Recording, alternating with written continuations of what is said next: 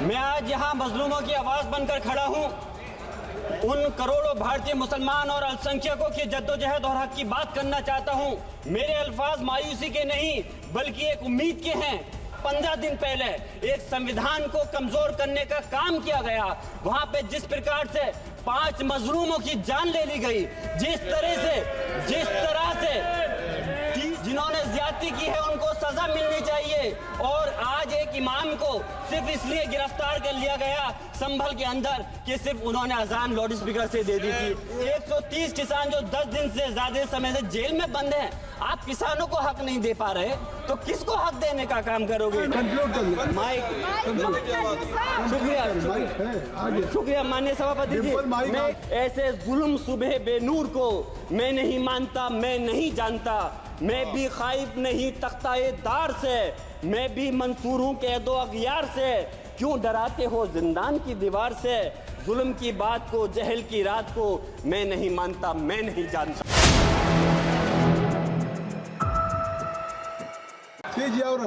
बहुत बहुत शुक्रिया माननीय सभापति जी। मैं आज यहाँ मजलूमों की आवाज़ बनकर खड़ा हूँ। उन करोड़ों भारतीय मुसलमान और अल्पसंख्यकों की जद्दोजहद और हक की बात करना चाहता हूँ जो इस देश का अटूट हिस्सा हैं। मेरे अल्फाज बंटवारे के नहीं बल्कि इत्तेहाद के हैं। मेरे अल्फाज मायूसी के नहीं बल्कि एक उम्मीद के हैं।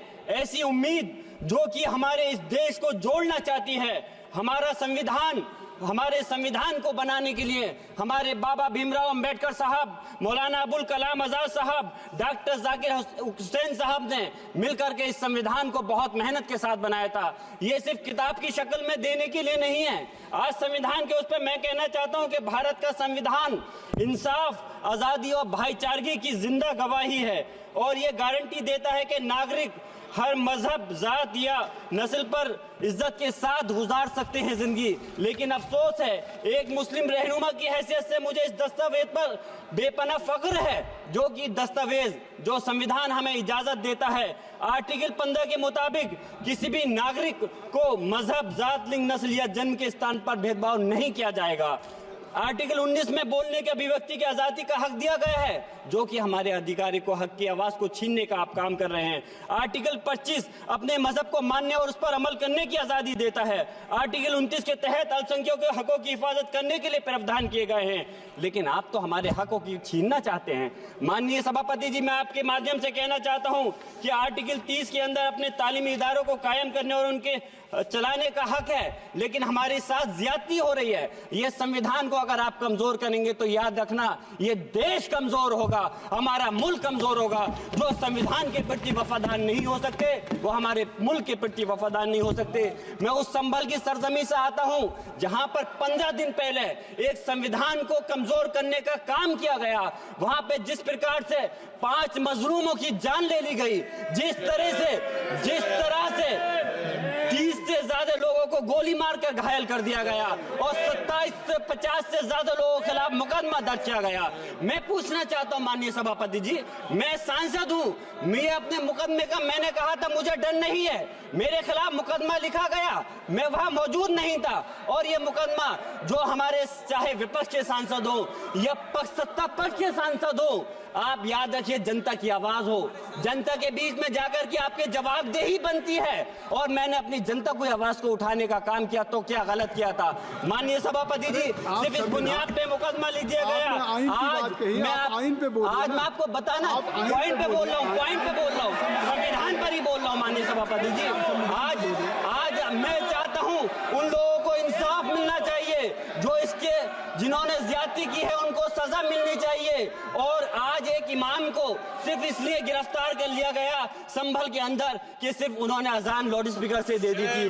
अफसोस है कि आज हमारे साथ ऐसी ज्यादती हो रही है। माननीय अध्यक्ष जी, हमारा संविधान किसानों को मजबूती की बात करता है जो इस देश की रीढ़ की हड्डी है। 130 किसान जो 10 दिन से ज्यादा समय से जेल में बंद हैं, आप किसानों को हक नहीं दे पा रहे तो किसको हक देने का काम करोगे? मैं अफसोस करता हूँ आज पूरे प्रदेश और मुल्क के अंदर जिस तरह से हमारे लोगों के हिफाजत नहीं की जा रही। एक मॉब लिंचिंग सिर्फ धर्म के नाम पर, अगर कोई मुस्लिम है, ओबीसी है या पिछड़ा समाज का, एससी समाज का है, तो नाम पूछ कर करके उसकी हत्या कर दी जाती है। बुलडोजर चलाए जा रहे हैं। हेट स्पीच, अगर कोई हम कुछ बोलते हैं तो हेट स्पीच करके मुकदमा दर्ज कर देते हैं। और जो हमारे धार्मिक आका हमारे सल्लल्लाहु अलैहि वसल्लम की शान में गुस्ताखी करता है, उनके खिलाफ कोई कार्रवाई नहीं। मेरे पास समय कम है, इसलिए तेजी के साथ में मुझे बोलना पड़ रहा है। माननीय सभापति महोदय जी, ये सवाल बंटवारे का नहीं, बल्कि हम वतनों के लिए, जिनका जमीर मर गया है, उनके जमीर को जिंदा करने के लिए है। हम चाहते हैं इस देश की आजादी, हमारी देश की, सभापति जी बस मैं अपनी बात खत्म कर रहा हूं, 1 मिनट। हमारी देश की आजादी के लिए मैं ये कोई बंटवारे की बात नहीं कर रहा, लेकिन हमारे मुस्लिम और हिंदू समाज सब लोगों ने मिलकर के इस देश को आजाद कराने का काम किया था। आज उनके साथ ज्यादती क्यों की जा रही है? हम लोग अपने इस मुल्क के अंदर मजबूरी से नहीं रुके, बल्कि हम जो है अपनी मर्जी से रुके थे। हमारी मुल्क को आजाद कराने में हजारों लाखों मुसलमानों ने शहीद हुए थे। माननीय सभापति जी, कंक्लूड कर रहा हूँ, सिर्फ राजकुमार सिंह,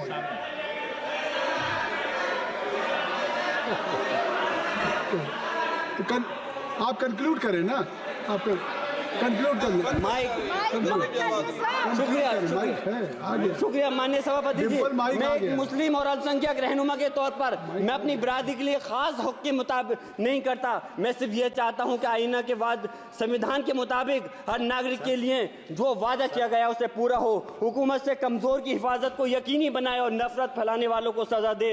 और मैं अपनी बात इस शेर के साथ खत्म करना चाहता हूँ, जो कि हबीब जालिब का शेर है। ऐसे जुल्म सुबह बेनूर को मैं नहीं मानता, मैं नहीं जानता, मैं भी खाइफ नहीं तख्ताए दार से, मैं भी मंसूर हूं कैदो अगयार से। क्यों डराते हो जिंदान की दीवार से? जुल्म की बात को, जहल की रात को मैं नहीं मानता, मैं नहीं जानता।